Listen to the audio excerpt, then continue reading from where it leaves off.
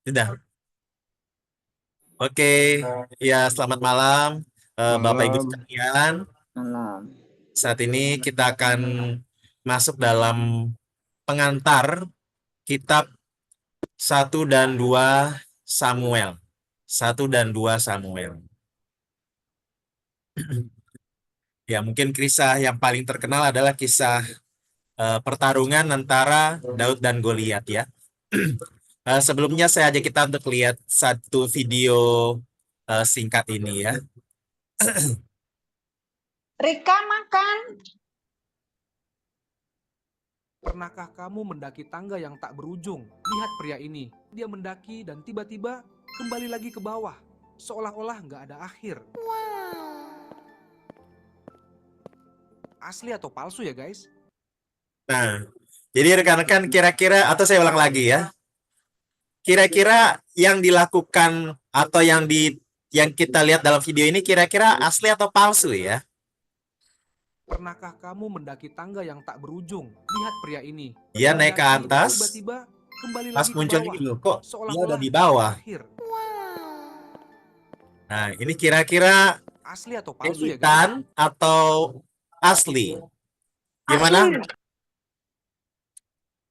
Asli. Asli ya? Oke. Sempet ada yang bingung nggak? Ini beneran asli atau editan? Palsu? Kembar. Oke, tapi saya nggak mau jelasin itu di sini ya, karena nanti rekan-rekan bisa lihat sendiri penjelasannya di YouTube. Jadi memang itu sebenarnya asli, tapi memang ada penjelasannya yang membuat kok bisa ya orang itu naik ke atas dan tiba-tiba muncul lagi dari bawah. Ada penjelasannya di YouTube, silakan cek sendiri. Tetapi pesan yang ingin saya sampaikan adalah bahwa dari video ini mau ditunjukkan, saya hendak tunjukkan bahwa hendak menyampaikan bahwa apa yang kita lihat itu tidak semudah yang kita duga, bahwa seringkali kita tanda kutip tertipu dengan apa yang kita lihat. Sehingga kita perlu benar-benar mencermati dengan baik apa yang sudah kita lihat, sehingga kita tidak cepat-cepat menyimpulkan apa yang kita lihat. Dan itulah sebenarnya tema besar dari kitab 1 dan 2 Samuel. Jadi di dalam kitab, maaf ya, kitab 1 dan 2 Samuel ini, penulisnya kemungkinan besar sekali adalah Samuel. Jadi rekan-rekan bisa lihat di sini contohnya. Dalam 1 Samuel 10 ayat 25 dikatakan, kemudian Samuel menguraikan kepada bangsa itu tentang hak-hak kerajaan, menuliskannya pada suatu piagam dan meletakkannya di hadapan Tuhan. Sesudah itu Samuel menyuruh seluruh bangsa itu pulang masing-masing ke rumahnya. Jadi dicatat di sini bagaimana Samuel menuliskan apa yang ada di dalam kisah-kisahnya ini. Dan kemudian ada dukungan lain dari 1 Tawarikh 29. Dikatakan sesungguhnya riwayat Raja Daud dari awal sampai akhir tertulis dalam riwayat Samuel, pelihat itu. Dan dalam riwayat Nabi Nathan dan dalam riwayat Gad, pelihat itu. Beserta segala hidupnya sebagai raja dan kepahlawanannya dan keadaan zaman yang dialaminya dan dialami Israel dan segala kerajaan di negeri-negeri lain. Jadi kita bisa lihat jelas di sini bahwa kisah-kisah di dalam kitab 1 dan 2 Samuel secara umum bicara tentang kisah Daud. Dan di sini dicatat bahwa itu terdapat dalam kitab ataupun tulisan riwayat Samuel dan seterusnya. Nah, kira-kira gambarnya seperti ini.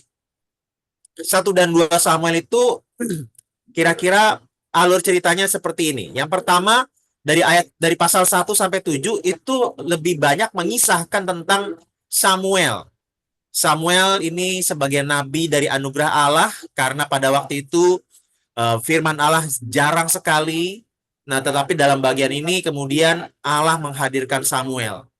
Nah, mulai pasal 8 sampai 14 di situ muncul raja, yaitu Saul. Jadi ketika orang-orang Israel ini melihat bangsa-bangsa kerajaan-kerajaan punya raja, punya manusia yang menjadi raja, maka orang Israel iri. Orang Israel ingin juga punya raja yang adalah sosok manusia.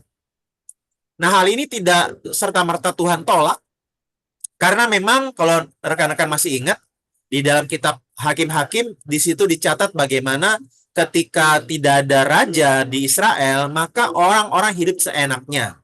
Nah, jadi sebenarnya orang Israel, kita butuh raja. Tetapi pertanyaannya, siapakah yang akan jadi raja? Seperti apakah raja itu? Nah, jadi pasal 8 sampai 14 mengisahkan tentang raja yang dimintakan oleh Israel. Nah, pasal 15 sampai 2 Samuel pasal 8 ini mengisahkan tentang Daud, raja yang berkenan di hati Allah. Dalam artian, kalau Saul bicara tentang Israel yang minta raja, Allah kasih Saul. Nah, kalau pasal 15 sampai 2 Samuel 8, Allah yang ngasih raja, yaitu Daud. Jadi kita bisa lihat di sini, kalau Saul itu inisiatifnya permintaan dari Israel, sedangkan Daud inisiatifnya adalah Allah yang ngasih. Israel nggak minta, tetapi Allah yang ngasih. Jadi Saul itu raja versi rakyat, Daud adalah raja versi Allah. Nah kemudian, tapi Daud bukan berarti orang yang sempurna, karena kalau rekan-rekan membaca dari pasal 9 sampai 20, itu rekan-rekan akan melihat bagaimana Daud ini raja yang ternyata punya kelemahan, kekurangan, berzina, kemudian keluarganya berantakan, bahkan anaknya pun pengen mengkhianati dia. Jadi ini adalah bentuk dari pendisiplinan Allah. Di satu sisi Daud adalah raja yang berkenan di hati Allah, tapi di sisi yang lain Daud juga didisiplin oleh Allah. Nah, pasal 21 sampai 24 itu bicara tentang kepemimpinan Daud secara keseluruhan. Jadi bicara tentang kerajaan Israel di tangan Allah. Oh ini Ko Gunawan angkat tangan, ada apa ya?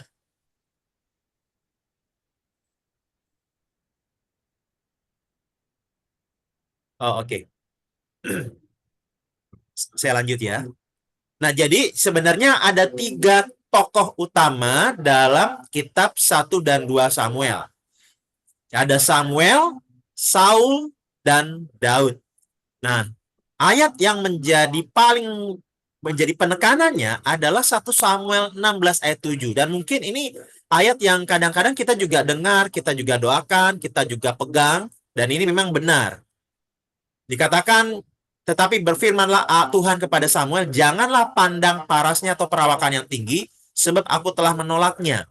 Bukan yang dilihat manusia, yang dilihat Allah. Manusia melihat apa yang di depan mata, tetapi Tuhan melihat hati. Jadi kita bisa lihat di sini, inilah yang menjadi tema besarnya. Samuel menjadi nabi atau pelihat ataupun juga hakim itu bukan karena perawakannya, tetapi karena hatinya. Jadi dia dipakai Tuhan untuk menggantikan Imam Eli. Samuel kecil ketika dia di kemah pertemuan, di tempat ibadah orang Israel itu, dia begitu sigap, cepat tanggap, dan juga dia taat kepada firman Tuhan. Dia berani menyampaikan firman Tuhan, padahal dia masih sangat muda. Jadi artinya ada hati yang memang sungguh-sungguh bagi Tuhan. Nah kalau Saul tidak, nanti kita akan lihat.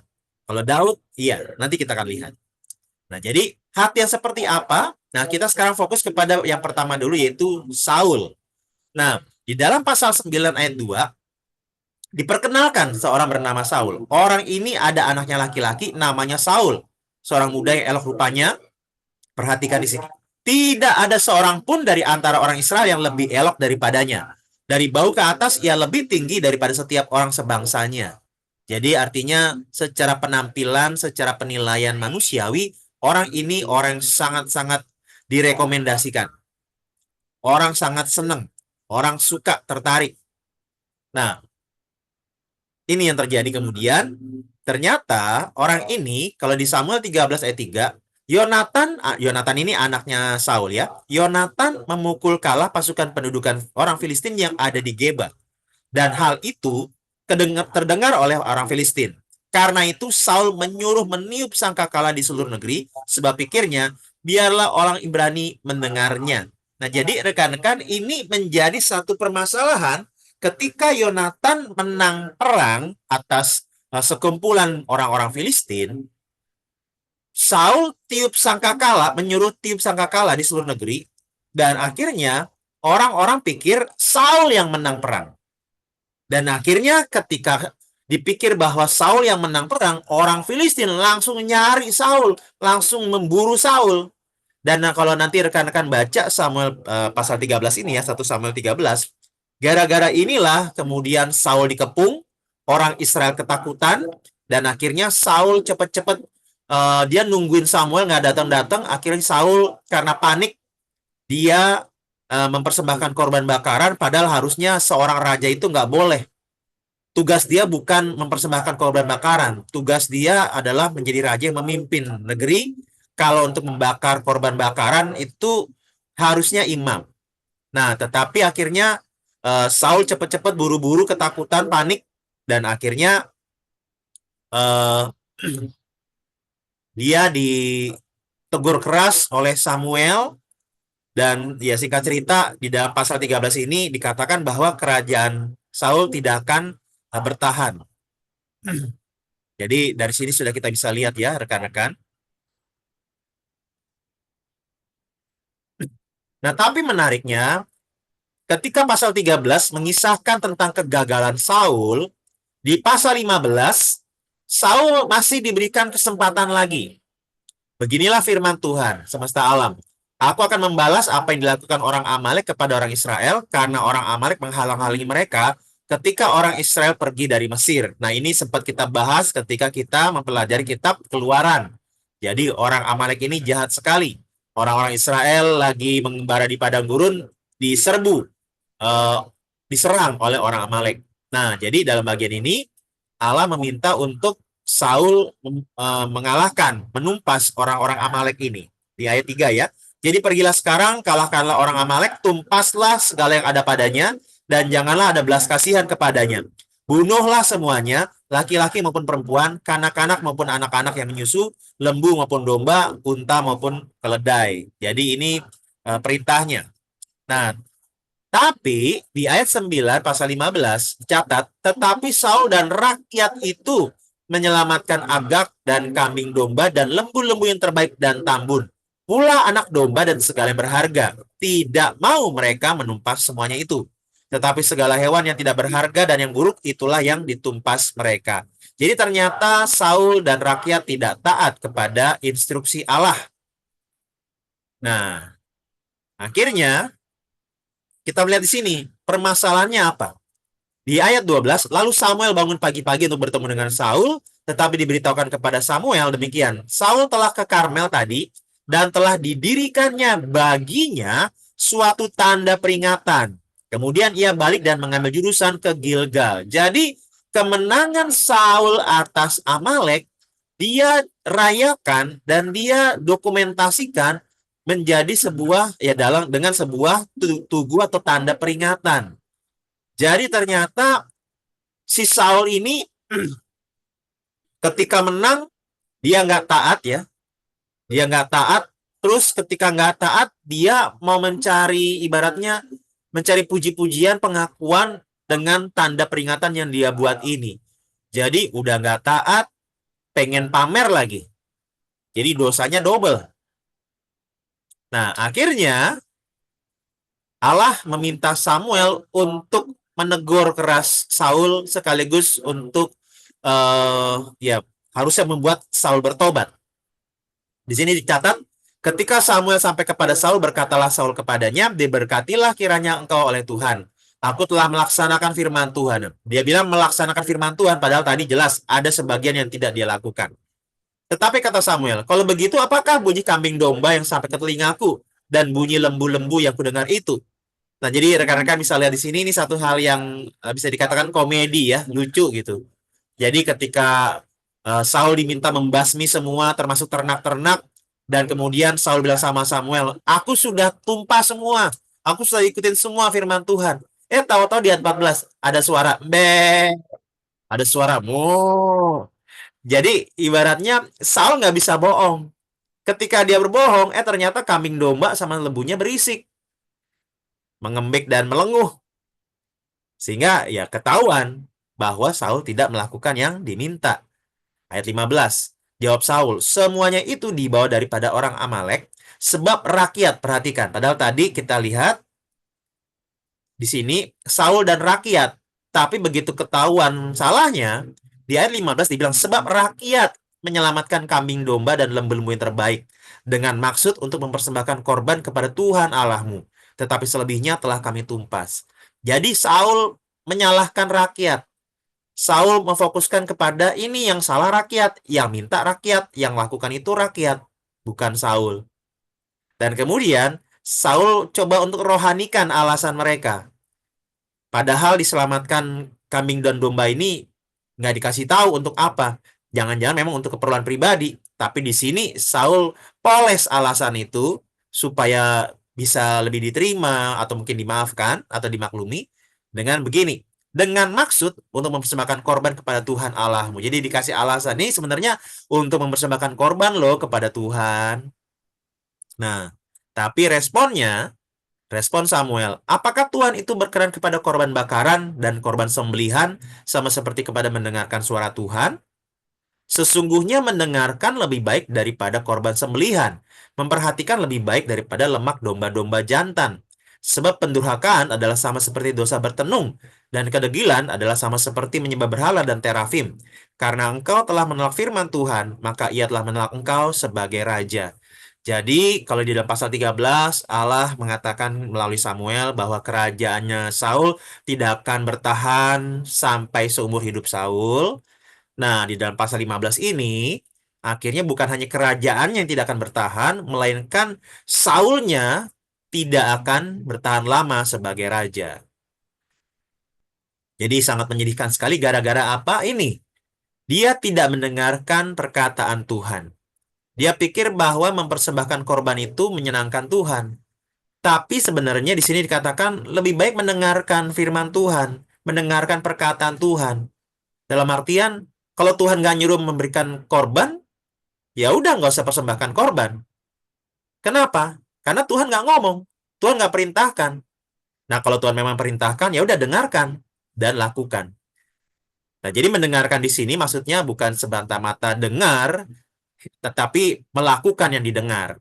Tetapi kadang-kadang kan kita juga suka begitu ya.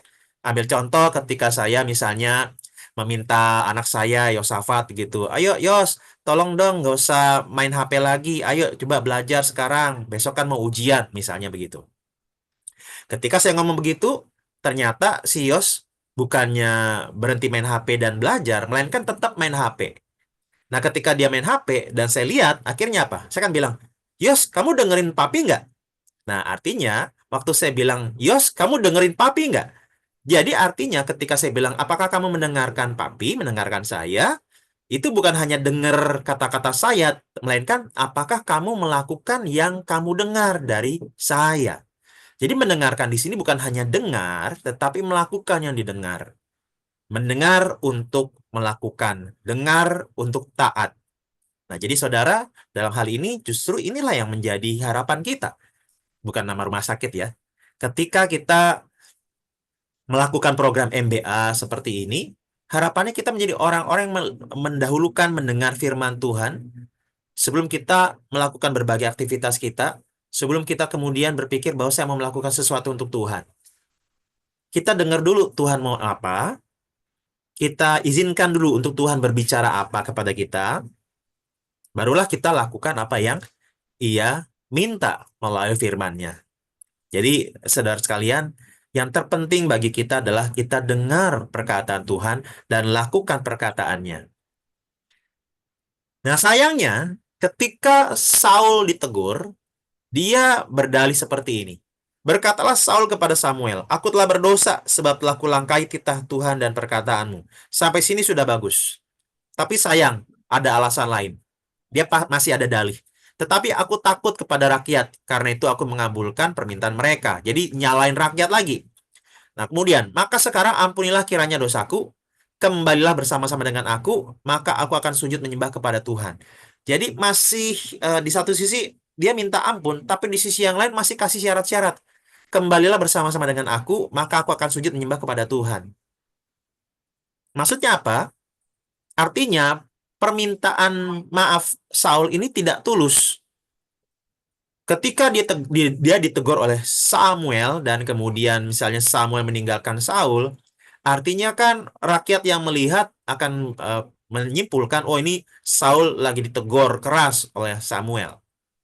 Nah, tetapi kalau misalnya kemudian Saul dan Samuel berjalan bersama-sama, rakyat tidak akan curiga. Rakyat akan bilang, oh iya, udah beres. Nah, jadi ketika Saul bilang, kembalilah bersama-sama dengan aku, artinya Saul masih mencoba untuk menjaga citra dirinya. Dia nggak mau kelihatan jelek di depan rakyatnya. Jadi saudara bisa lihat, ada masalah besar di dalam diri Saul. Dia masih terus mempertahankan egonya, masih terus berusaha untuk menjaga citra dirinya, menjaga image sedemikian rupa, sampai-sampai ketika ditegur untuk bertobat pun dia pertobatannya tidak tulus. Nah, ini ya. Ketika itu terjadi, di 1 Samuel 13 ayat 13 dan 14, ini yang tadi ya, kegagalannya Saul yang pertama. Di sini ada petunjuk bahwa Allah akan menyediakan, atau lebih tepatnya sudah menyediakan, raja yang lain menurut versinya Allah. Jadi di sini kita lihat kalimatnya ya, Tuhan telah memilih seorang yang berkenan di hatinya. Dan Tuhan telah menunjuk dia menjadi raja atas umatnya, karena engkau tidak mengikuti apa yang diperintahkan Tuhan kepadamu. Jadi di sini Tuhan sudah mulai memberikan petunjuk bahwa Saul tidak akan lama menjadi raja, ada yang Tuhan sediakan untuk menggantikan Saul.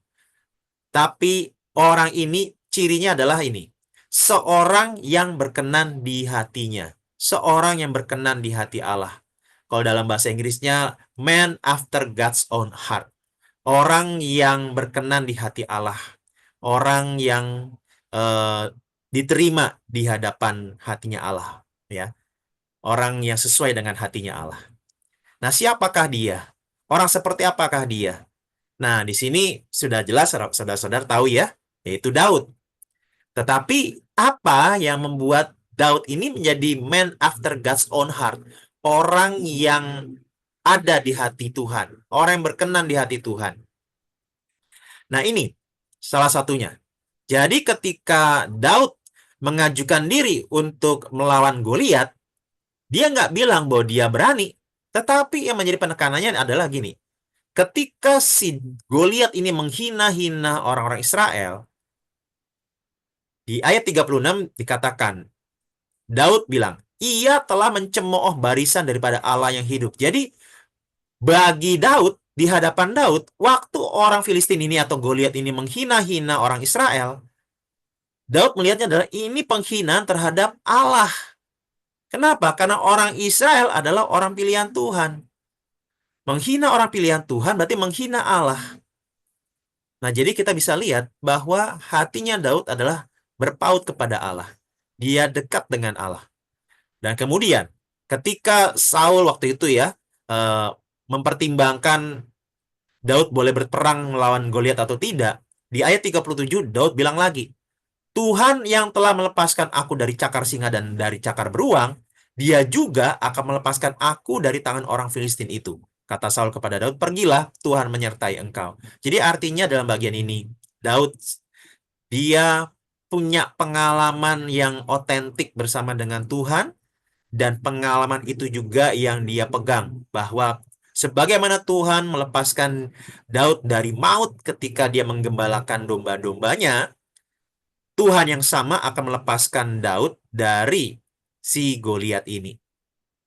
Jadi hatinya memang benar-benar tertuju kepada Allah, hatinya benar-benar berserah kepada Allah, hatinya sangat beriman kepada Allah, Allah yang berdaulat atas hidup dia, Allah yang berkuasa atas hidup dia. Nah, ini yang membedakan antara Saul dengan Daud. Nah, tetapi bukan hanya itu. Kita tidak hanya melihat Daud sebagai sosok yang sempurna. Dia orang yang beriman kepada Allah, tetapi Daud juga orang yang masih bisa melakukan dosa dan kesalahan. Nah, pertanyaannya bagaimana kalau Daud ternyata melakukan kesalahan? Seperti apakah respon dia ketika nanti dia ditegur? Nah, ternyata ketika akhirnya sudah Daud di pasal 11 2 Samuel berzina dengan Batsheba, membunuh suami Batsheba, menikahi Batsheba. Nah, ditegurlah Daud oleh Nathan. Nah, respon Daud seperti apa? Responnya ini. Lalu berkatalah Daud kepada Nathan, aku sudah berdosa kepada Tuhan. Dia hanya ngomong gitu. Ketika Daud ditegur, dia hanya bilang, iya aku berdosa kepada Tuhan. Dia nggak cari-cari alasan, nggak ada dalih, nggak coba untuk menyalahkan orang lain, nggak menyalahkan Batsyeba. Kenapa sih Batsyeba mandi siang-siang bolong? Atau kenapa sih Uria minta arsitek bikin kamar mandi yang atasnya nggak ada atap? Daud nggak nyalahin itu semua, tapi dia bilang, aku sudah berdosa kepada Tuhan. Perzinahan yang dilakukannya terhadap Batsyeba, pembunuhan yang dia lakukan terhadap Uria, itu bukan sekedar dia melakukan kejahatan terhadap orang lain, tetapi itu Daud terima sebagai dosa di hadapan Tuhan. Inilah yang kita bisa lihat bagaimana hatinya Daud sangat-sangat terbuka terhadap Tuhan, termasuk ketika dikoreksi oleh Tuhan. Dia tidak berusaha berontak, dia tidak berdalih. Nah, makanya di dalam Mazmur 139, Mazmur 139 ini eh, penulisnya kemungkinan besar sekali adalah Daud. Dikatakan demikian. Selidikilah aku ya Allah dan kenalah hatiku. Ujilah aku dan kenalah pikiran-pikiranku. Lihatlah apakah jalanku serong dan tuntunlah aku di jalan yang kekal. Jadi dalam bagian ini Daud begitu membuka diri di hadapan Tuhan. Kalaupun dia disebut sebagai orang yang berkenan di hati Tuhan, man after God's own heart, Daud menyadari dia bukan orang yang sempurna. Dia masih punya kejatuhan, kelemahan, dan kegagalan. Bahkan, kalaupun tindakannya kayaknya baik, tapi dia bilang juga di sini, Engkau Tuhan jauh lebih mengenal hatiku ketimbang orang lain. Jadi kalau orang lain salah menilai aku masih lemah, kecil, muda, nggak bisa jadi raja, nggak bisa lawan Goliat, Tuhan yang tahu hatiku. Tapi sekaligus juga bicara tentang, kalaupun saya terlihat baik di depan orang lain, Tuhan yang tahu hatiku. Apakah aku benar-benar tulus atau jangan-jangan ternyata licik dan jahat. Jadi Daud begitu terbuka terhadap Allah. Inilah man after God's own heart. Jadi rekan-rekan sekalian, biarlah bagian ini menolong kita menjadi orang-orang yang man after God's own heart, yang belajar untuk mengarahkan iman kita kepada Tuhan dan terbuka terhadap koreksi dari Tuhan. Demikian materi yang bisa saya sampaikan. Sekian.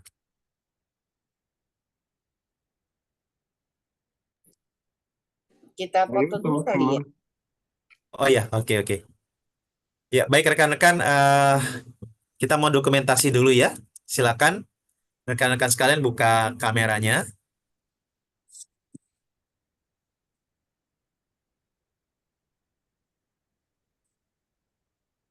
Ibu Tusi bisa dibuka kameranya Ibu Tusi. Oh, ya bentar. Halo,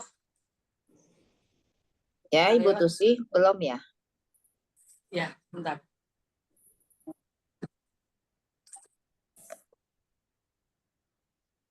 Tadi ada yang keluar ya satu siapa ya? Oh iya, ada yang keluar. Apa ini gimana?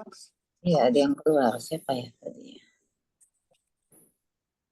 Sundari ya kayaknya Sundari. Oh iya, Ya, Ibu Sundari. Sundari kayaknya. Iya. Sundari. Oke. Numpang lewat ya. Bang lewat. Oke, rekan-rekan.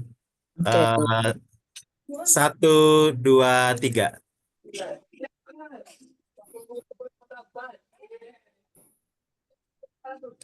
Oke, sekali lagi. 1, 2, 3.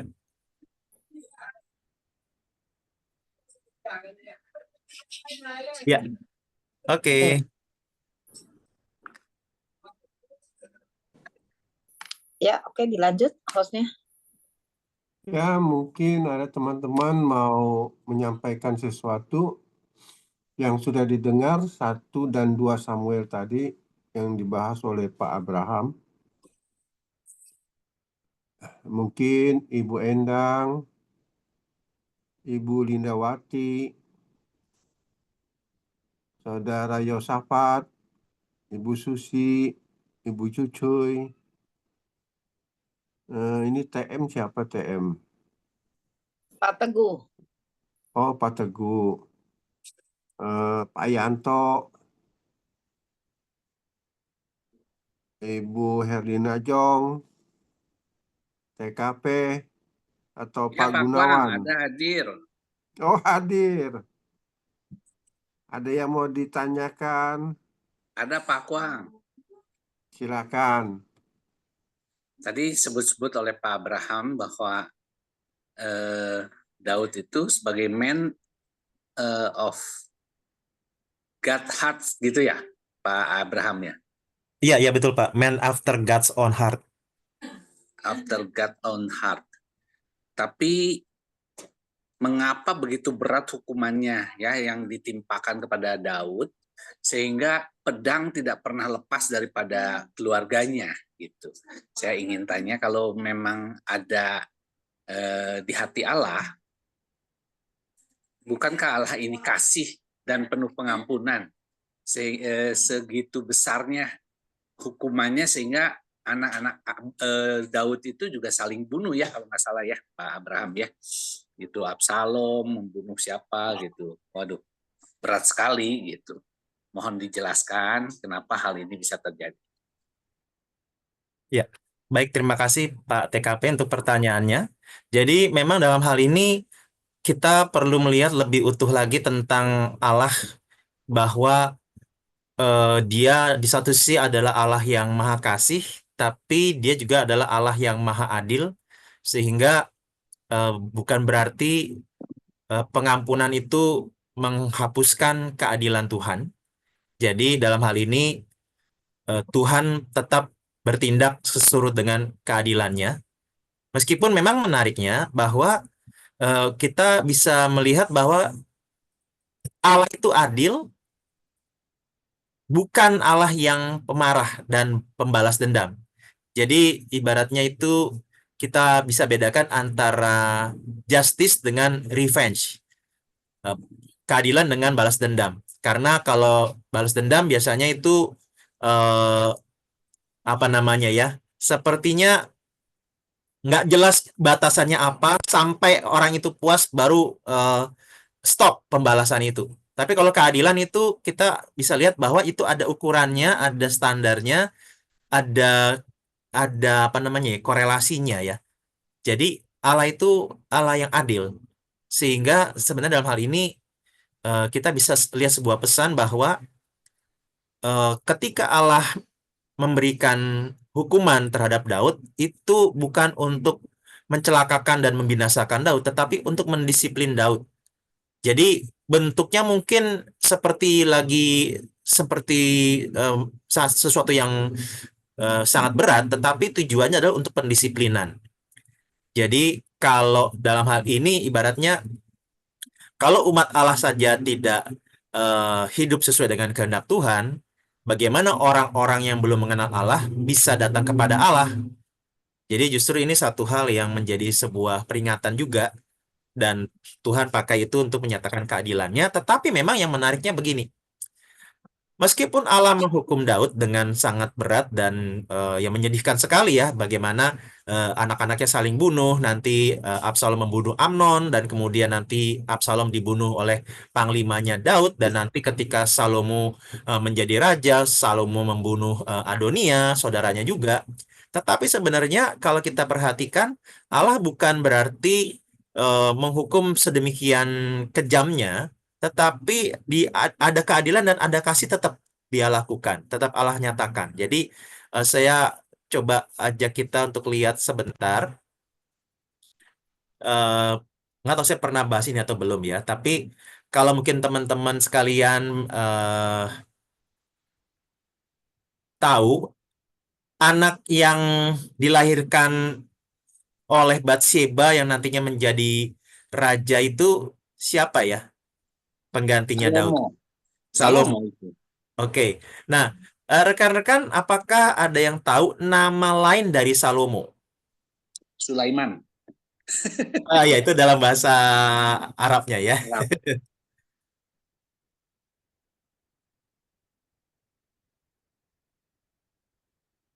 Oke,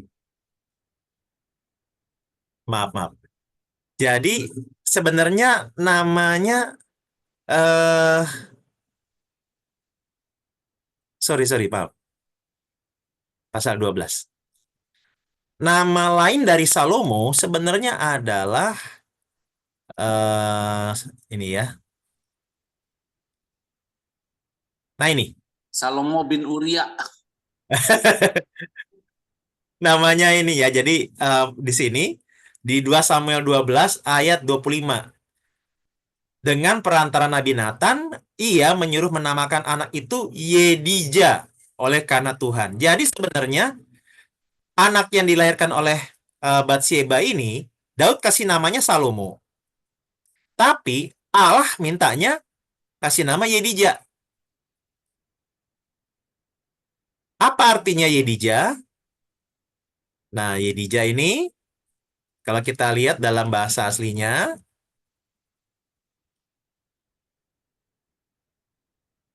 nih ya.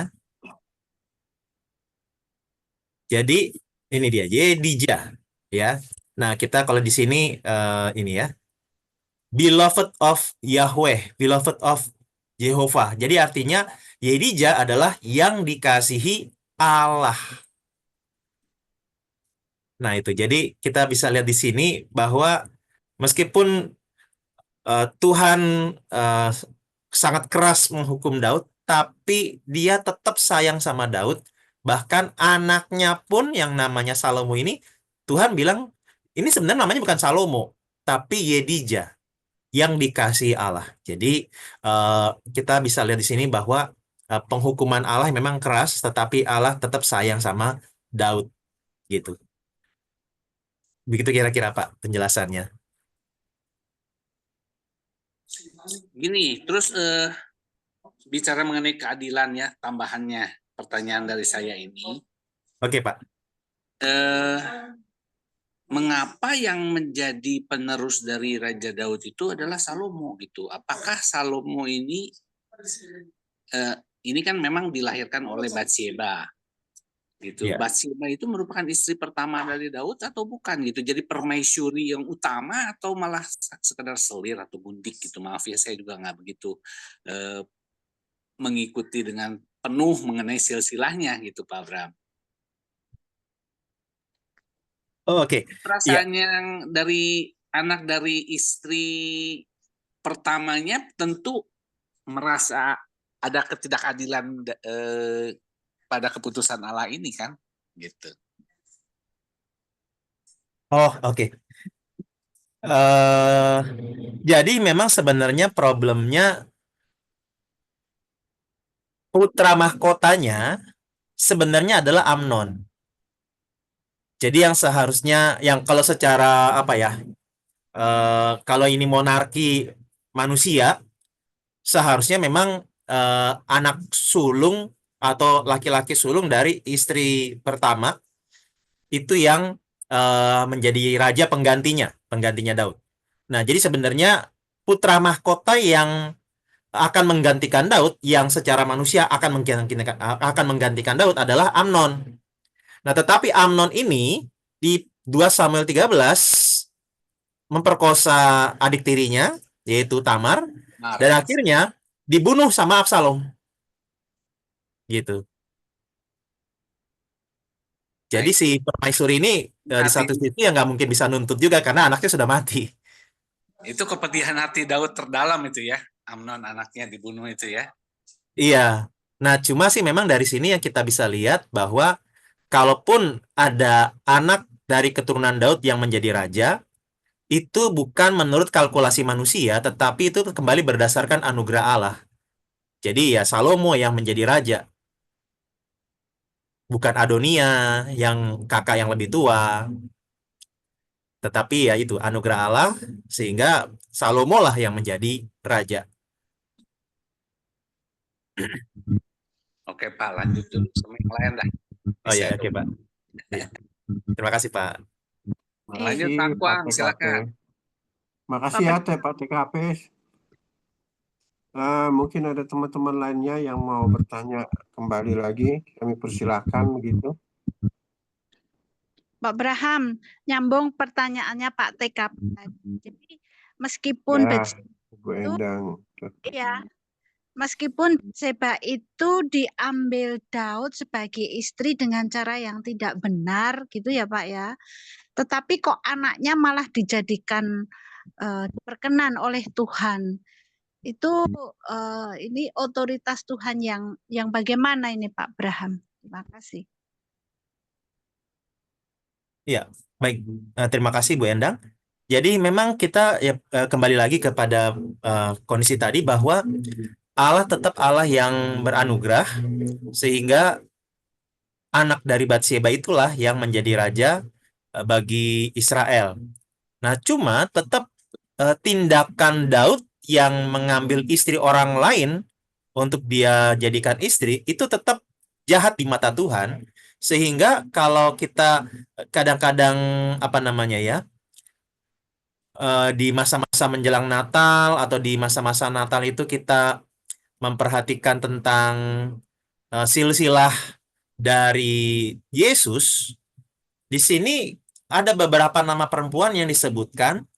Misalnya Yehuda memperanakan Peres dan Zerah dari Tamar. Tamar ini perempuan, istrinya Yehuda, tapi sebenarnya Tamar ini adalah menantunya Yehuda. Kemudian di sini Salma memperanakan Boas dari Rahab. Jadi disebutkan nama perempuan. Padahal biasanya yang namanya silsilah kalau dalam pencatatan orang-orang Yahudi pada umumnya nama istri ataupun perempuan tuh nggak pernah disebut.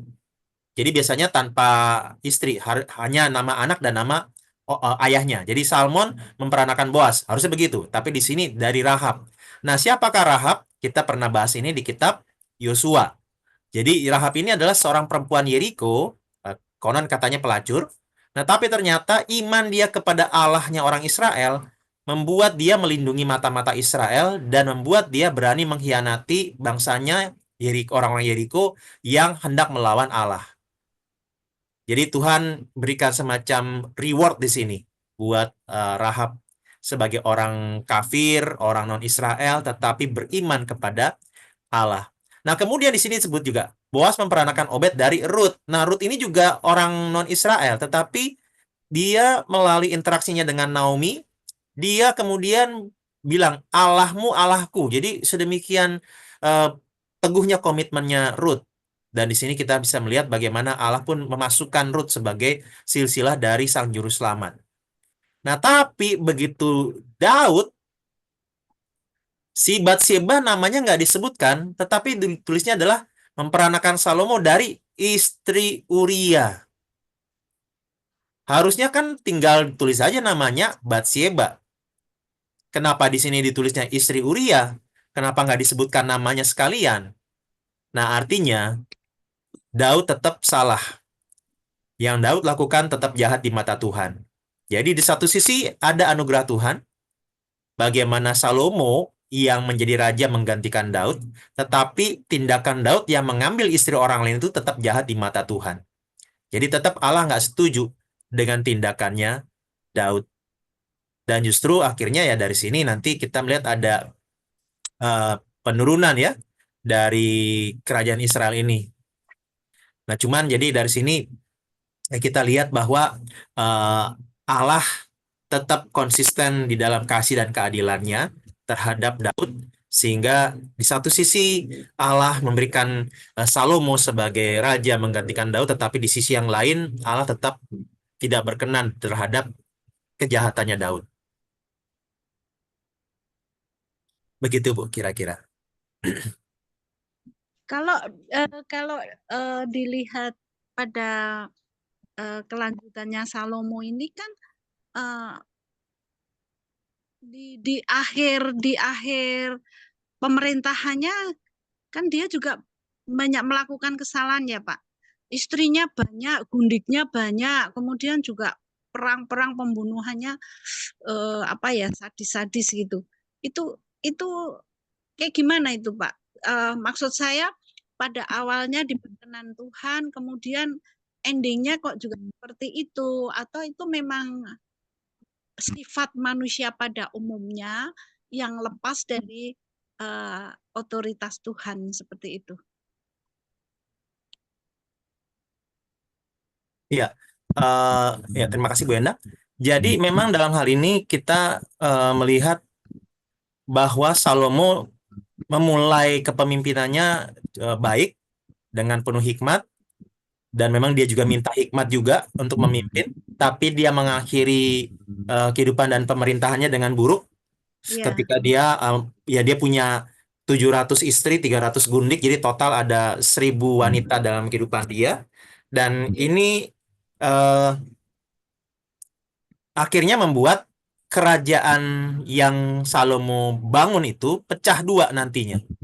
Jadi yang satu Israel Utara, yang satu lagi Israel Selatan, dan bahkan yang lebih menyedihkannya lagi adalah Israel Utara ini dipimpin bukan oleh anaknya, tetapi oleh ibaratnya oposisinya waktu pas Salomo masih memerintah, yaitu Yerobeam namanya. Jadi ini satu hal yang cukup ironis ya, atau menyedihkan. Israel Utara ini lebih banyak sukunya daripada Israel Selatan. Israel Selatan itu hanya ada Yehuda, Benyamin, dan Lewi ya. Saya lupa satu lagi. Jadi sisanya suku-suku yang lain itu masuk dalam wilayah utara, dan itu dipimpin oleh bukan anaknya Salomo. Jadi bisa digambarkan bagaimana Salomo udah capek-capek bangun kerajaan sedemikian bagus, sedemikian rapi, sedemikian megah, sedemikian besar. Ternyata ujung-ujungnya pecah. Jadi ibaratnya kita jadi seorang pengusaha, usahanya udah gede, udah maju, terkenal. Tahu-tahu pas anak jalanin malah berantakan, malah bangkrut. Jadi ibaratnya ya sia-sia deh jadi payah saya selama ini. Nah, jadi makanya ada yang menduga bahwa ada 3 kitab yang ditulis oleh Salomo. Yang pertama Amsal, yang kedua Kidung Agung, yang ketiga Pengkhotbah. Nah, kitab Pengkhotbah konon itu ditulis oleh Salomo di masa tuanya, menggambarkan sepertinya dia udah bertobat. Makanya itu nadanya benar-benar penuh dengan kesedihan, penyesalan, tetapi juga penuh dengan hikmat. Nah, itu jadi Salomo di sini tetap menjadi gambaran bahwa baik Daud maupun Salomo adalah manusia yang sudah tercemar oleh dosa, sehingga meskipun mereka dipakai Tuhan untuk menjadi pemimpin, kita tetap tidak bisa mengandalkan manusia, tetapi kita membutuhkan juru selamat yang adalah Allah sekaligus manusia. Kita membutuhkan raja yang lebih dari mereka, dan itulah Kristus yang menjadi penggenapan dari semua nubuatan tersebut. Jadi itulah yang menjadi pesan yang mau disampaikan, bahwa sehebat-hebatnya Salomo, tetap dia manusia masih bisa jatuh dan gagal. Dan kata Salomo, arti nama Salomo adalah damai sejahtera, Shalom, Salomo. Dan memang di dalam kepemimpinannya Salomo itu jarang sekali ada perang. Nah, makanya ada yang menduga, kenapa ya kok istrinya Salomo banyak sekali sampai 1000, ada 700 istri, 300 gundik. Ada yang melihat bahwa jangan-jangan ini adalah perkawinan politik, supaya nggak perlu perang dengan kerajaan-kerajaan lain, melainkan kerajaan Israel ini tetap aman dan bahkan bisa berkembang. Nikahin aja anak-anak rajanya. Ya, itu jadi strategi cerdiknya, tapi malah jadi bumerang. Bukankah itu yang mempengaruhi iman si Salomo, Pak? Jadi dia jadi istrinya juga banyak penyembah Baal, Pak. Jadi bukan penyembah Tuhan. Iya, betul, Bu. Jadi justru ketika ada yang melihat bahwa ini strategi politiknya Salomo, tapi justru ini mau menyatakan bahwa sepintar-pintarnya orang mengambil keputusan, kalau itu tidak di dalam pimpinan Tuhan, pasti malah menjadi bumerang, pasti justru malah memberikan dampak yang buruk dan menghancurkan. Jadi akhirnya malah kalau misalnya ini memang benar masalahnya adalah strategi politik, ternyata itu jadi bumerang buat Salomo. Dia nggak bisa mengendalikan 1000 wanita itu dalam hidup dia. Akhirnya ya malah dia yang ngikutin agama-agamanya dari istri dan gundiknya dia. Jadi ini sebuah kisah yang menyedihkan ya. Orang yang kayaknya pinter, bijak, berhikmat, ternyata malah kita bisa bilang kok bisa sih ngikutin agama istri-istrinya. Harusnya dia sebagai raja diomelin dong istri-istrinya. Dibilang, kamu nggak boleh gitu ya, kamu harus nyembah agamanya saya aja. Ternyata malah ibaratnya kehebatannya Salomo justru malah takluk di hadapan para wanita ini, untuk akhirnya Salomonya malah ikutin dewa-dewanya si istri-istri dan gundik-gundiknya. Takluk di ketiak wanita, Pak. Iya. Nah, ini jadi justru itu ya kisah menyedihkannya. Demikian, Bu. Boleh satu lagi Pak Abraham? Oh, silakan Pak TKP ya. Ya, jadi yang mau saya tanya ya, ini kan kalau tadi melanjutkan yang Bu Endang tanya, 700 istri dan 300 gundik. Ya. Gundik. Ya, sedangkan Salomonya kan 1 orang. Mampu ya? Pertanyaannya begitu. Tapi memang Alkitab tidak mencatat adanya perselingkuhan lah, apalah gitu ya, dari istri-istrinya Salomo ini gitu. Nah, cuman memang yang dicatat dan ditonjolkan dalam Alkitab itu adalah itu tadi. Akhirnya Salomo jatuh dalam dosa penyembahan kepada tidak berkenan di hati Tuhan lah gitu ya. Gitu. Kira-kira pelajaran apa yang bisa diambil selain tadi yang sudah dijelaskan oleh Pak Abraham, bahwa rencana manusia itu sekalipun bijaksana dan sempurna, tidak ada yang sesempurna rencana Allah selain itu gitu. Monggo Pak. Iya Pak. Oke, ya baik Pak. Ya, jadi memang justru kegagalan Salomo ini menjadi sebuah pesan yang lebih mendasar lagi, karena kalau kita pernah pelajari di awal-awal ya, dari kitab Kejadian sampai Ulangan, Allah sudah sangat jelas sekali menyatakan bahwa ini pelanggaran terhadap 10 hukum, terhadap 10 perintah Allah. Jangan ada padaku Allah lain di hadapanku, kemudian jangan membuat patung yang menyerupai apapun dan sujud menyembah kepadanya. Jadi ini sudah menjadi sebuah kejatuhan yang sangat dalam. Bahkan ada seorang penafsir Alkitab yang bilang begini, dari 10 perintah Allah itu, sebenarnya paling pokoknya adalah perintah pertama, jangan ada padaku Allah lain di hadapanku. Nah, perintah 2-10 itu ibaratnya penjabarannya. Jadi poinnya adalah Salomo gagal karena telah menyediakan atau bahkan menyembah Allah-Allah lain selain daripada Allah perjanjian itu, selain dari Allah Yahweh itu. Jadi ini yang paling jelas, ibaratnya ketika Salomo menjadikan yang lain sebagai yang disembah, bukan Allah, maka Allah murka, dan di sisi yang lain ya Salomo justru malah melepaskan diri dari kebahagiaan dan berkat yang sejati itu. Jadi ini memang bicara tentang kecemburuan Allah ya. Nah, memang cemburu itu kayaknya kesannya negatif. Tapi sebenarnya kita harus bedakan antara cemburu dengan iri hati. Cemburu itu jealous, iri hati itu envy. Kalau envy atau iri hati itu bicara tentang kita pengen sesuatu yang orang lain miliki. Nah, kalau cemburu, jealous, artinya kita tidak ingin orang mengambil apa yang kita miliki. Nah, jadi itu justru sah.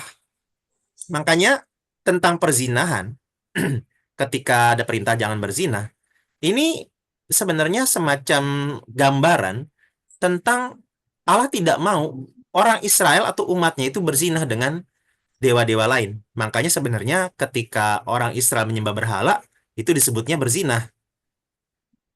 Jadi dalam hal ini kejatuhan Salomo itu sangat parah sekali karena dia menyembah Allah lain selain Allah perjanjian itu, selain Allah kita itu.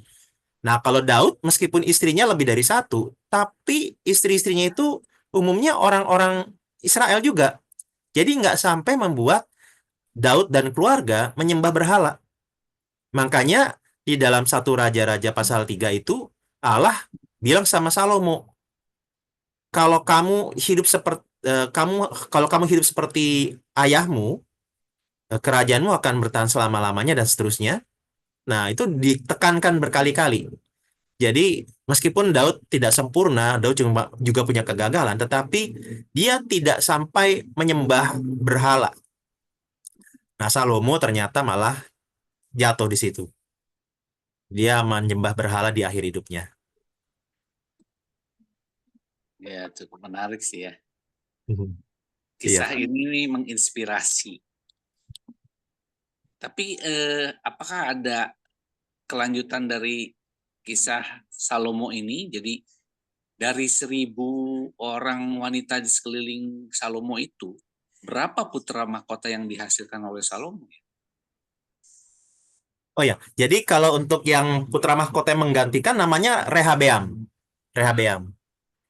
Nah, ini jadinya lebih konyol lagi. Jadi Rehabeam ini karena entah masih muda atau apa, jadi ketika orang-orang Israel itu pada komplain, pada mengeluh, merasa terlalu ditekan oleh bapaknya pas zamannya bapaknya, yaitu Salomo. Nah, Rehabeam pas nanya ke para tua-tua atau para penatua di Israel waktu itu, penatua-penatua bilang, udah ikutin aja, jangan dilawan, dengerin keluhan mereka. Nah, si Rehabeam ini nggak puas, dia datengin teman-temannya, teman-teman sebayaannya. Nah, teman-teman sebayaannya ini ngajarin Rehabeam, nanti kamu ngomong gini ya ke rakyat Israel yang protes itu. Kamu bilang begini, pinggang bapak saya itu hanya seukuran kelingking saya. Jadi kalau kamu bilang kamu menderita ketika kamu dipimpin oleh bapak saya, penderitaan itu nggak ada apa-apanya dibandingkan dengan penderitaan yang akan saya kasih ke kamu saat saya jadi raja. Akhirnya itu yang diturutin sama Rehabeam. Jadinya ya udah orang Israel berontak. Jadi ya ini kekonyolannya ya. Jadi bayangkan seorang raja yang sangat bijaksana punya anak yang ibaratnya ya blow on gitu ya. Jadi ironis gitu, sesuatu yang menyedihkan. Dan akhirnya gara-gara itu pecah. Kerajaan Israel pecah dua gitu ya, Iya, utara dan selatan itu. terhadap selatan. Oke, lanjut Pak. Oh iya, terima kasih Pak. Ya, thank you PKP. Mungkin ada lagi yang mau bertanya, kami persilakan. Mau bertanya Ya silakan Pak Yanto. tentang kebijaksanaan. Bijaksanaan itu dia tuh. Apakah Musa, Salomo, kan dia kan minta sama Tuhan bijaksana ya, untuk akan takut sama Tuhan ya. Terus dalam perjalanannya kan dia kan mau melakukan dosa. Terus saya ingin tahu apakah Salomo dia bertobat dan gimana cara dia bertobat? Maksudnya setelah dia melakukan dosa dia, tapi saya belum, tolong dijelasin lagi Pak. Salomo bertobat.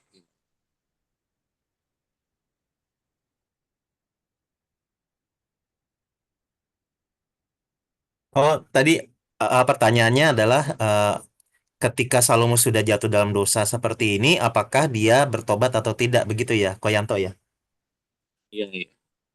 Oke. Dan mungkin Musa juga kan dalam kan dalam 7 perkataan Musa kan yang pertama kan dia kan minta kebijaksanaan dia dengan iman dan akan kepada Tuhan. Di dalam perjalanan dia berdosa. Akhirnya kan dia bertobat kan. Dalam perjalanan itu dia bertobat.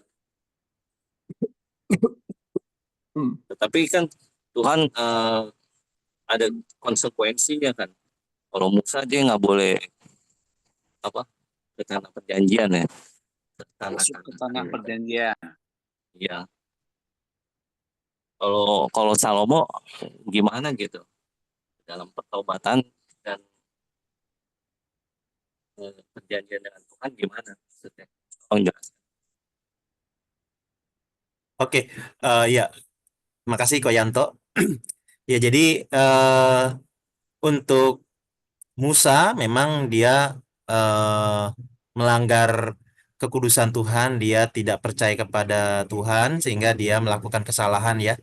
Dia harusnya hanya ngomong ke batu, dia malah pukul 2 kali batunya, tapi Allah akhirnya tetap keluarkan air dari batu tersebut. Jadi akhirnya Salomo tidak diizinkan, Musa ya.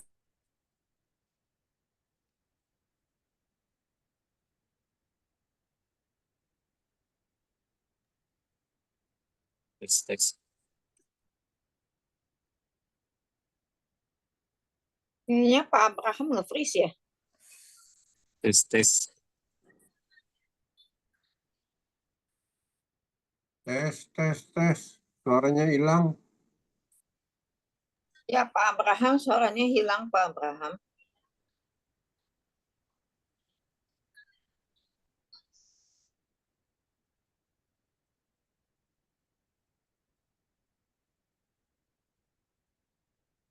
Udah jadi host ya. Nah, hilang tuh. Udah hilang dia.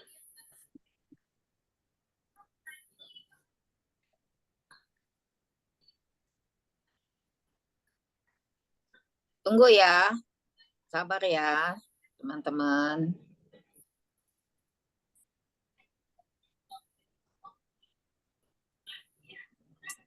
Lagi masuk lagi kali ini.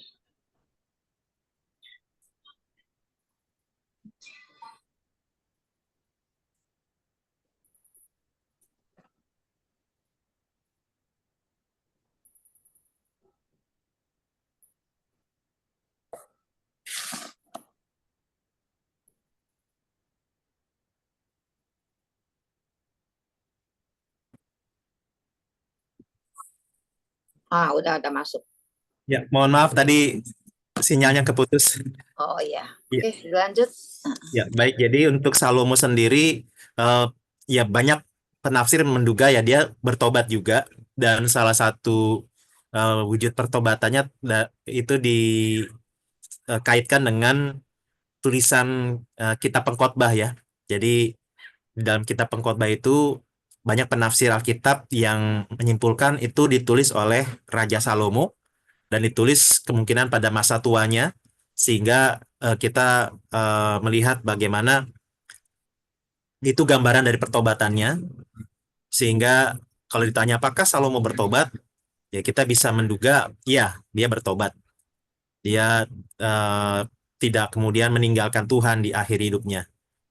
Itu jadi mengenai Salomo itu sendiri, jadi ya hasil kerja kerasnya sia-sia, dalam artian kerajaannya pecah, tetapi dia ya bertobat ya. Tuhan tetap mengampuni dan mengasihi dia. Demikian Koyanto. Cuma kalau kita Pengkhotbah mungkin nanti kita bahas di pertemuan yang berikutnya ya. Iya, itu yang biarpun dia orang pilihan Tuhan, kayak Musa, Salomo, jatuh dalam dosa, dia tetap maksudnya bisa masuk ke surga gitu kan. Dalam arti dia bertobat, dia mengakui kesalahan, dia masuk ke surga. Maka mungkin gitu kali Pak. Iya. Jadi mereka tetap tetap bersama dengan Allah di sorga.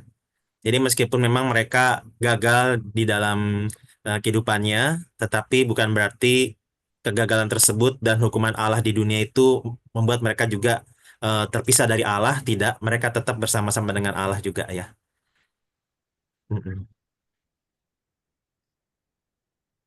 Dan memang, oh ya sama-sama kok.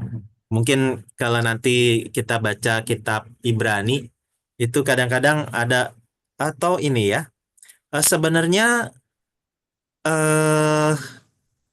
mungkin rekan-rekan bisa, kalau misalnya waktu itu masih ingat, ketika kita belajar kitab Kejadian, itu ada salah satu tokoh namanya Lot. Apakah teman-teman saudara sekalian masih ingat? Ponakan Abraham ya? Bukan ya? Iya betul Pak, ponakannya Abraham. Apa yang rekan-rekan gambaran seperti apa yang ada di pikiran rekan-rekan tentang Lot? Jadi tiang garam Pak Abraham, istrinya.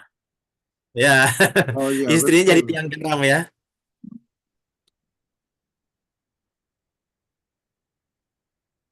Terus apalagi yang rekan-rekan masih ingat?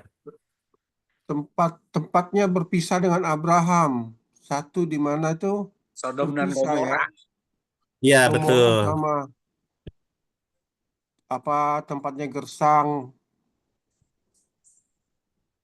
Ya, Inilah jadi Lot ya, ini ponakannya agak kurang sopan ya. memilih daerah yang subur ya, pamannya dikasih daerah yang jauh ya. Iya. Nah, dan lagi, jadi memang ini nggak sopan karena kan apalagi budaya pada waktu itu biasanya justru yang lebih tua yang harusnya lebih duluan mengambil keputusan.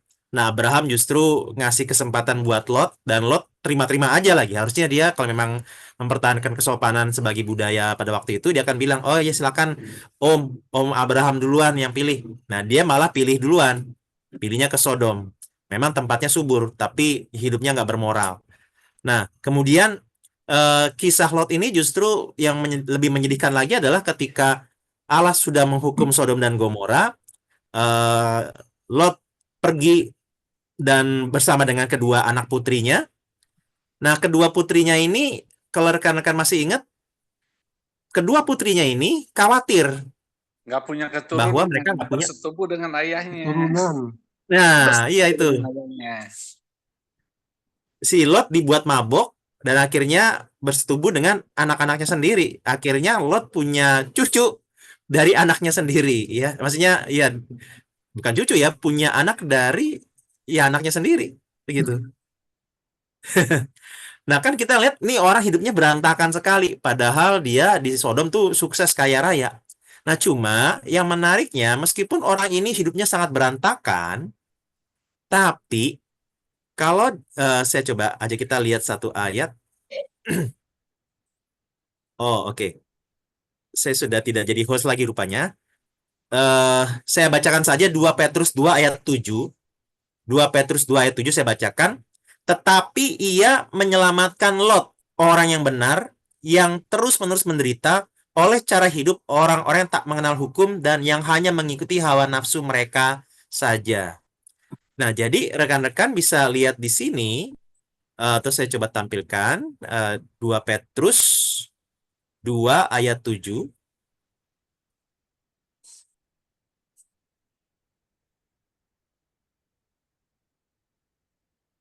Abraham sudah jadi host, saya sudah masukkan. Oh ya, makasih Bu. 2 Petrus 2 ayat 7. Nah ini. Tetapi ia, ya di sini Allah, tetapi ia menyelamatkan Lot, orang yang benar, yang terus-menerus menderita oleh cara hidup orang-orang yang tak mengenal hukum dan yang hanya mengikuti hawa nafsu mereka saja. Jadi meskipun Lot ini hidupnya berantakan, dia banyak sekali kegagalan dan kekurangannya, tapi ternyata di ayat ini kok dibilang orang yang benar. Jadi ternyata meskipun dia punya banyak kegagalan, tapi tetap di mata Tuhan dia orang yang benar ya. Dan di sini dicatat, dia ternyata tersiksa ketika hidup di Sodom dan Gomora. Meskipun dia berhasil pekerjaannya dalam artian dia menjadi sebetulnya dia jadi hakim di sana ya. Makanya dia duduk di pintu gerbang. Nah, tetapi ternyata dia sengsara, dia menderita bukan karena tekanan hidup, tapi karena cara hidup orang-orang yang di sana yang sangat tidak bermoral. Nah, ini jadi memang kadang-kadang ada eh, apa ya, kita tidak mudah juga untuk menilai hidup seseorang yang ada di dalam Alkitab ya. Orang-orang kita pikir, oh jangan-jangan masuk neraka nih, ternyata nggak juga. Ya, demikian.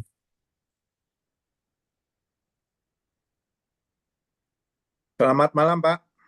Pak Abraham. Oh ya, selamat malam Pak Teguh. Saya mau bertanya di luar topik, boleh Pak ya? Ini mengenai kasus ini.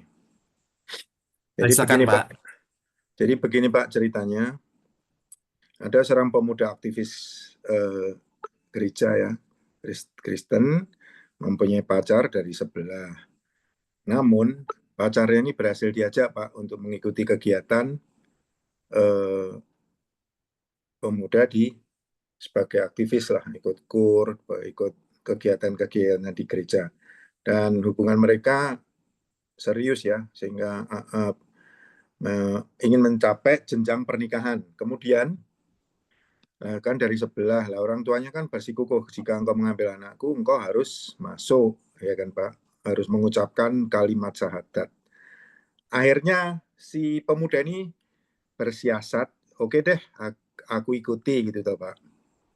Ikuti, singkat cerita mereka menikah secara Muslim. Namun setelah beberapa saat kemudian si pemuda kembali ke iman asalnya Pak, menjadi Kristen lagi beserta istrinya. Dalam hal ini yang ingin saya tanyakan adalah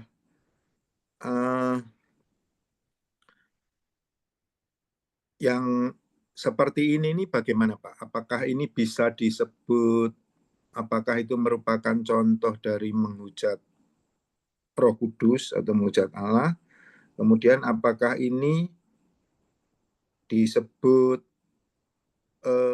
murtad atau bagaimana? Mohon penjelasannya Pak Abraham. Terima kasih. Baik, terima kasih Pak Teguh. Kisah yang tadi Pak Teguh ceritakan mirip dengan kisahnya Asmirandah ya. Iya, dan Oh, Asmirandah juga begitu Pak? iya, jadi kan Asmirandah ini kan non-Kristen, Iya, kemudian dengan Revalino. ya Revalino dia Kristen, terus sempat udah minta persetujuan dari pemuka agamanya Asmirandah, tapi ya singkat cerita akhirnya Muslim. Ya akhirnya Asmirandah ikut Kristen. Iya betul. Taat Iya. lagi. Iya, dan mereka sering beri kesaksian ya di gereja-gereja. Iya. Tapi terlepas dari kemiripan itu, apakah ketika si pemuda yang di kasus tadi itu menghujat Roh Kudus atau tidak, disebut murtad atau tidak, di satu sisi bisa dibilang iya, tapi untuk dibilang menghujat Roh Kudus itu belum tentu. Dalam artian sebenarnya kalau kita melihat kasus Rasul Petrus, sebenarnya Rasul Petrus ini bisa dikatakan sebagai orang yang murtad karena dia terang-terangan menyangkal Yesus, dan itu dia lakukan sampai 3 kali. Jadi kalau nanti apalagi sekarang kita mau mempersiapkan diri untuk masuk masa Prapaskah ya. Jadi itu Petrus dalam penyangkalannya itu ada 3 penyangkalan. Yang pertama, dia menyangkali punya relasi dengan Tuhan Yesus. Nah, yang kedua, dia menyangkali punya relasi dengan murid-murid Yesus yang lain. Dan yang ketiga, dia menyangkali bahwa dia tahu tentang Yesus. Jadi bukan hanya ibaratnya, enggak saya enggak temenan kok sama dia. Bahkan Petrus pun bilang, enggak, saya enggak kenal. Bahkan tahu pun enggak. Jadi benar-benar sampai seolah-olah itu orang yang asing sama sekali buat Petrus. Jadi kalau kita bisa bilang, sebenarnya Petrus ini dalam definisi tadi murtad dia. Dia nyangkal Yesus. Benar-benar bilang, saya nggak kenal Yesus sama sekali, nggak punya relasi apa-apa dengan Yesus, saya bahkan nggak tahu apa-apa tentang Yesus. Saya nggak kenal, nggak peduli. Nah, jadi itu yang menjadi, kalau definisinya itu ya, murtad itu ya salah satu yang dilakukan oleh Petrus. Nah, apakah saat itu dia sedang menyangkal atau menghujat Roh Kudus? Ya tidak.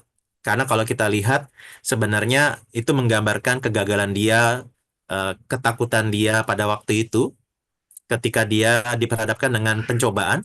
Nah, cuman ketika dia selesai menyangkal Yesus dan kemudian ayam berkokok, dicatat bahwa Petrus menangis terseduh-seduh. Jadi ternyata dia nyesel, dia sedih. Ibaratnya begini, kalau memang dia benar-benar murtad dan menyangkal Tuhan dan benar-benar bilang enggak, saya mau tinggalkan Tuhan Yesus sama sekali, seharusnya ketika dia menyangkal sampai 3 kali, harusnya ya udah perasaan dia flat, datar. Harusnya dia merasa, ya saya yakin dengan keputusan saya. Nah, tapi enggak, Petrus justru sedih, dia nangis terseduh-seduh, artinya dia nyesel. Jadi dia tetap sebenarnya sayang terhadap Tuhan Yesus. Dia mengasihi Yesus. Cuman waktu itu ya dia gagal, dia sesumbar. Dia merasa, oh saya berani mati demi Yesus. Nah, tapi ternyata ya dia gagal ketika tidak mengandalkan kuasa Tuhan. Nah, jadi apakah kasus yang tadi terjadi ini, apakah dia murtad? Kalau dibilang murtad dalam artian meninggalkan iman Kristennya dan kemudian menjalani iman agama yang lain, ya bisa kita bilang ya murtad. Secara definisinya murtad. Tetapi apakah saat itu dia menghujat Roh Kudus? Saya tidak bisa bilang begitu juga. Tetapi kalau kita misalnya benar-benar menyimpulkan sampai akhir hidupnya, orang ini benar-benar bilang, saya tidak percaya bahwa saya diselamatkan hanya dengan percaya Yesus. Nah, itu berarti dia menghujat Roh Kudus. Iya. Begitu, Pak. Jadi artinya pemuda ini mempunyai iman yang sejati, Pak ya. Sehingga ya hidup manusia ini kan macam-macam, Pak. Bagaimana mencapai tujuan. Dan itu sudah sangat-sangat luar biasa digambarkan di Alkitab. Apapun itu, Alkitab tidak nutup-nutupin semua dosa macam apa sudah tersedia di ini kan. Ya kan? Jadi kalau nggak ada yang ngalahin Salomo kan, Pak? Sebelah kan cuma maksimal 4 kan, Pak? Nah, ini Salomo 1000. Jadi mereka ngutipnya, ngopi pastanya belum lengkap itu, Pak. Jangan Nggak sanggup juga. pengen. Jadi Jangan pengen loh Pak Teguh. Jadi apa namanya? Maksud saya kalau begitu bisa dikatakan menghujat Roh Kudus itu artinya itu menolak beriman kepada Tuhan Yesus, Pak ya. Apa Iya, bisa Pak. dikatakan begitu, Pak ya? Iya. Dan sampai akhir hidupnya. Sampai akhir hidupnya. Dan itu Iya. sudah sangat jelas kan, Pak ya, kalau kita kan pedomannya Alkitab. Makanya mana dipisahkan sebagai domba dan kambing kan gitu, Pak. Kambing, iya. Ya. Nah, kalau dari versi kita berarti mereka kan sudah terhilang kan, Pak ya, gitu kan. Nah, jadi berarti pemuda ini mempunyai iman yang sejati sehingga dia kembali ke iman percaya kepada Tuhan Yesus. Nah, berarti kan tetap diampuni, Pak ya, tidak ini ya. Mungkin secara teknis sesuai rule of the game dari masing-masing gereja, mungkin ya pengakuan dosa, kemudian bertobat, kemudian ya mungkin apa istilahnya, ada pengembalaan segala macam itu, akhirnya kembali. Artinya di sini Pak ya, dia tidak murtad ya, Pak ya. Jadi dia kembali ke iman mula-mulanya, begitu, Pak ya. Iya. Iya, Pak. Jadi memang kalau kita lihat kisah Petrus pun ini berarti membuka kemungkinan bahwa bahkan seorang pengikut Tuhan pun bisa murtad, tetapi Iya. kita tidak bisa langsung menyimpulkan bahwa ini pasti akan binasa, karena dalam kenyataannya ketika dia sempat murtad, dia bertobat dan dia bahkan menjadi rasul yang setia sampai akhir hidupnya. Jadi memang kita perlu melihat secara keseluruhan Iya. sampai akhir hidupnya. Jadi artinya benar itu secara ekstrim 3 kali menyangkal. Tadi Bapak artinya adalah dia mengkhianati relasi, Pak ya. Iya, Pak.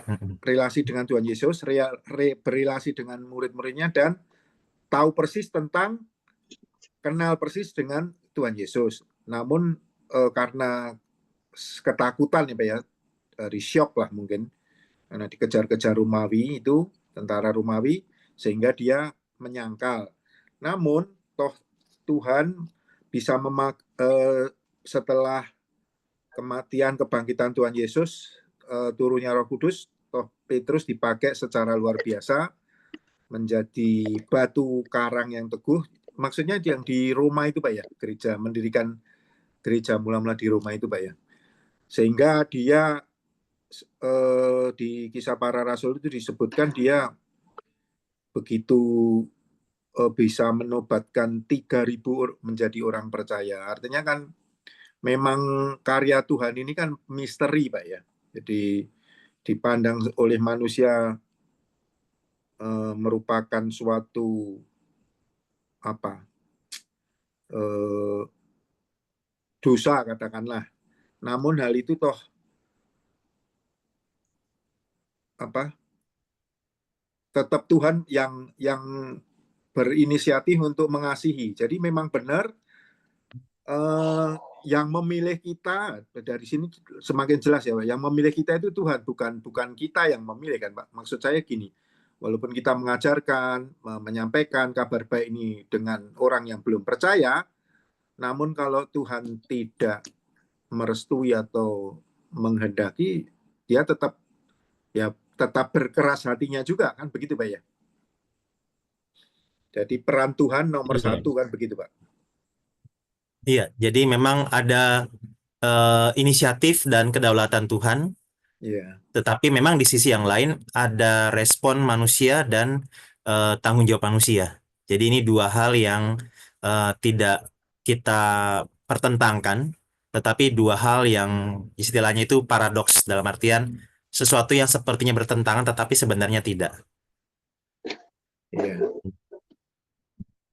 Baik Pak, sementara cukup. Terima kasih. Mungkin gantian yang lain Pak. Terima kasih. Iya. Ya, terima Makasih, kasih Pak. Pak Teguh. Terima kasih. Mungkin sudah jam 9 lewat ya, Pak Abraham. Saya Pak mau tanya sedikit. Oh, oke, silakan Bu Cici. Gimana? makasih Nggak apa-apa ya. Oh ya. Terakhir ya, Bu. Makasih atas Gimana? pemaparannya Pak Bu Cici, Pak silakan Abe. Bu. Gini, mau nanya aja. 1 Samuel 23 ayat 6. Tolong dijelasin, saya kurang ngerti Pak. Suaranya nggak kedengaran nih. Oh, kedengaran. Sebentar. Saya minta dijelasin Samuel 23 ayat 6. Suaranya Suaranya nggak nggak dengar ya? kedengeran, cuy. Oh, kedengaran? Mic-nya ditutup kali mic-nya. Enggak, mic-nya itu udah Enggak, terbuka sih sebetulnya. dibuka. Oh, Gede nih Kenapa suaranya. ya? Tahu. nggak ada suaranya, signalnya. Tahu. Kedengaran suara saya? Halo? Cuy, suaranya kenapa nggak bisa ya? Coba dipencet nggak tahu. di itunya, Udah gede ini. speakernya. Sebentar. Dipencet diulang lagi. Iya, Masih coba. Mungkin Itu.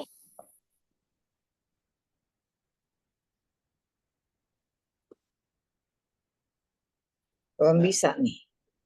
Udah, belum? Belum.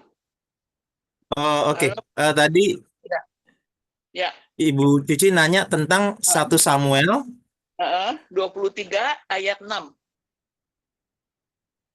Suaranya nggak kedengeran ini. 1 Samuel 23 ayat 6. Ya.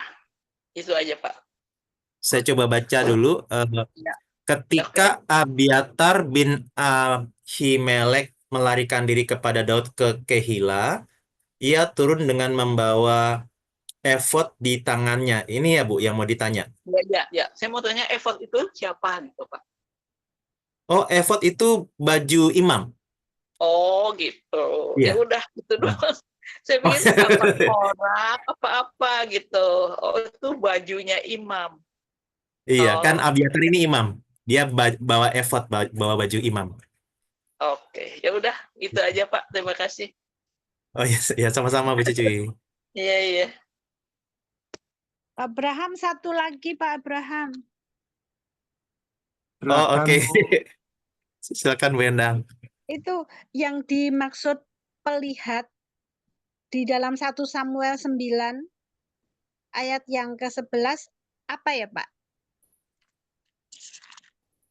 1 Samuel 9 ayat yang ke-11. Ketika mereka naik jalan pendakian ke kota itu, mereka bertemu dengan gadis-gadis yang keluar hendak menimba air. Mereka bertanya kepada gadis-gadis itu, "Pelihat ada di sana." Apa itu, Pak? Maksudnya. Iya, pelihat di sini maksudnya memang seperti ya orang yang bisa menjadi apa ya namanya ya, yang menjadi penghubung manusia kepada Allah gitu. Ibaratnya orang yang mendapatkan penglihatan. Ya, orang Orang yang pinter bisa. gitu, kalau yang zaman sekarang disebut orang pinter gitu, bener nggak Pak? Analoginya. Oh, Eh, ada gitu juga ya. Zaman karena TK. ini Bu, itu sebenarnya, atau saya coba tampilkan saja ayat 9-nya ya. Jadi di ayat 9-nya itu lebih membantu. Ya, ada Bentar. ayat Nah, 9. oke, di ayat 9 dibilang, dahulu di antara orang Israel, apabila seseorang pergi menanyakan petunjuk Allah, ia berkata begini, mari kita pergi kepada pelihat. Sebab nabi yang sekarang ini disebutkan dahulu pelihat. Jadi, pelihat itu istilah lain untuk nabi pada zaman itu. Jadi kalau orang mau nanya petunjuk Tuhan, mau nanya kehendak Tuhan, mau nanya ke firman Tuhan, nanyanya ke pelihat. Tapi sebenarnya pelihat di sini ya artinya nabi. Iya. Oh, Begitu, Bu. nabi ya, Pak. Ya, iya. Iya, Nggih, terima kasih. Tak sama-sama kira Ibu. bukan nabi. Itu Saya istilah pikir karena bukan mereka nabi. pada Jadi waktu itu kalau belum.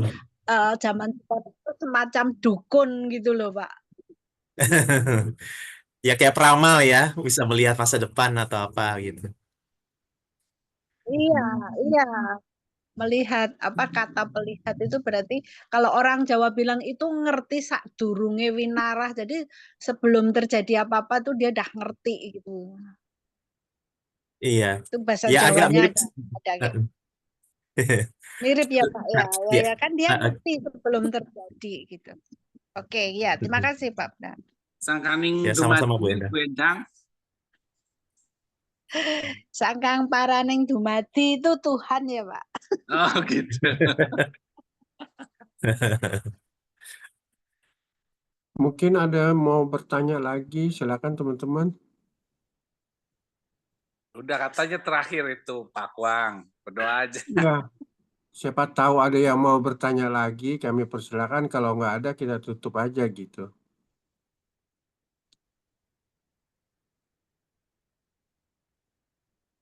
Oke, ditutup aja Pak Akong. Iya, kalau gitu minta Ibu Weni deh tutup doanya, Bu. Oh, oke, mari kita berdoa. Kami bersyukur Tuhan untuk malam ini kami bisa membahas daripada 1 dan 2 Samuel. Tuhan biarlah Engkau terus menolong kami supaya kami mempunyai kerinduan untuk selalu mencari kebenaran daripada firman Tuhan sehingga kami bisa semakin mengerti Tuhan arti daripada firman Tuhan itu. Buat setiap kami supaya bukan hanya kami mengerti tapi kami juga dapat menjalankan di dalam kehidupan kami Tuhan. Kami bersyukur karena Tuhan tetap memelihara kami semua.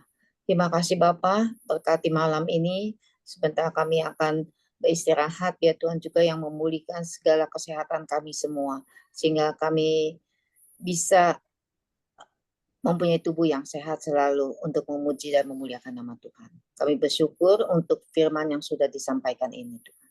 Dalam nama Tuhan Yesus kami berdoa dan mengucap syukur. Amin. Amin. Terima kasih Bu Weni. Terima kasih. Pak Abraham, Terima terima Pak kasih. Abraham, Selamat terima malam kasih. semuanya. Ya. Terima Ya, kasih. sama-sama.